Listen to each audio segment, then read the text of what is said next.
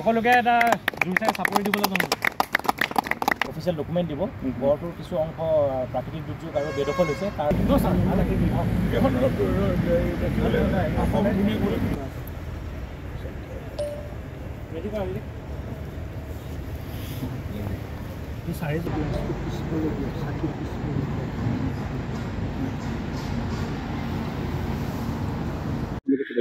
আজি এটা আমি আৰ্কলজি ডিপাৰ্টমেণ্টৰ বিষয়াসকলো আছে আমাৰ ডক্টৰ দয়ানন্দ গোহাঁই ছাৰ তেখেতে বুৰঞ্জীবিদ তেখেতেও এইবিলাকৰ লগত জড়িত হৈ আছে আজি খুব ভাল দিন আমি চামধৰা গড়ৰ এখন ৱাল আমি নিৰ্মাণৰ আধাৰশিলা স্থাপন কৰিছোঁ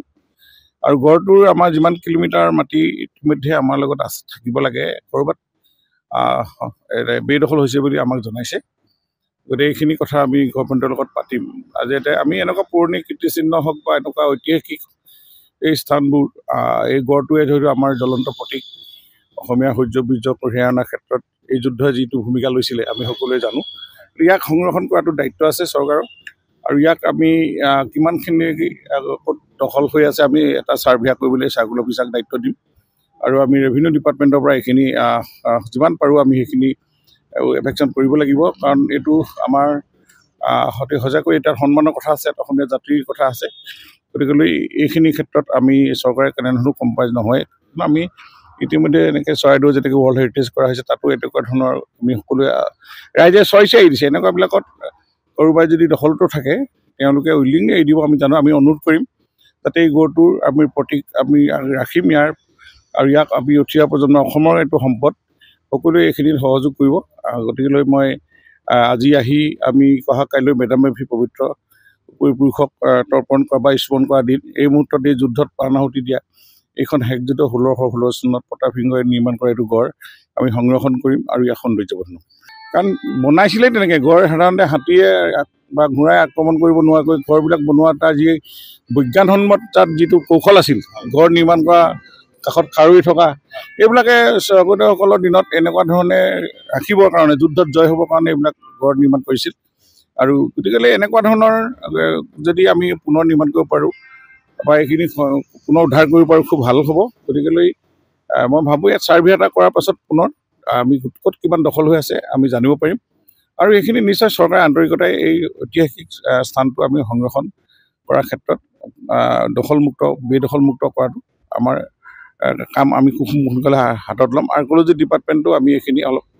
যিহেতু আৰ্কলজি ডিপাৰ্টমেণ্ট আজি আমি আছোঁ হাতত দায়িত্ব আহি পৰিছে গতিকে এইখিনি সৌন্দৰ্য বৰ্ধনৰ ক্ষেত্ৰত আমি পদক্ষেপ গ্ৰহণ কৰিম আমি প্ৰথম নটিচ দিম যদি আমি প্ৰথম ছাৰ্ভে তাৰপিছত নটিচ আহিব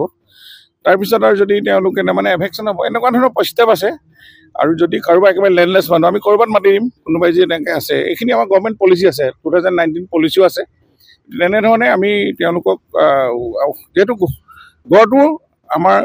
প্ৰাণ হয় এইটো গড়টো আমাৰ এইটো অসমীয়া জাতিৰ এইটো সূৰ্য বীৰ্যৰ প্ৰতীক হয় গতিকে গড়টো প্ৰথম ৰাখিবই লাগিব চামধৰা যিটো গড় এই গড়টো আমি বুৰঞ্জীত পোৱা মতে 41 কিলোমিটাৰ আৰু ব্ৰহ্মপুত্ৰৰ সিটো পাৰেও আছে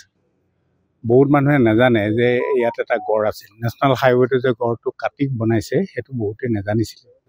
তো আমি এই সম্পৰ্কে বহুত দিনৰ পৰা চৰকাৰৰ লগত যোগাযোগ কৰি আছোঁ কিন্তু দেখিলোঁ যে আৰু অলপ বেছি জোৰকৈ কাম আৰম্ভ কৰিব লাগিব যিহেতু আমাৰ এখন যুদ্ধত আমাৰ 7জন সেনাপতি ইয়াত মৰিছিল পূৰ্বকৰ যুদ্ধখনত 7খন সোণীয়া হেংদান বুলি কৰিছে তো আৰু হাজাৰ হাজাৰ মানুহ যিহেতু ইয়াৰ গড়ৰ শেষত থকা কাঠৰ দুৱাৰখন ভাঙি পিছফালৰ পৰা আক্ৰমণ কৰিছিল মিৰ জুমলাৰ সৈন্যই গতিকে সেই সময়ত গোটেই বস্তুটো কেনেকুৱা কেঅছ হৈছিল সেই কথাটো ভাবকচোন যে পিছফালৰ পৰা আক্ৰমণ কৰি অলপ মানুহে বাচি থাকিলে বাকীবোৰ প্ৰায়বোৰ ঢুকালেই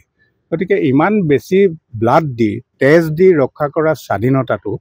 আমি আজি কিবাকিবি অন্য কিবা পালোঁ বুলি ধেমালি কৰি উৰাই দিলে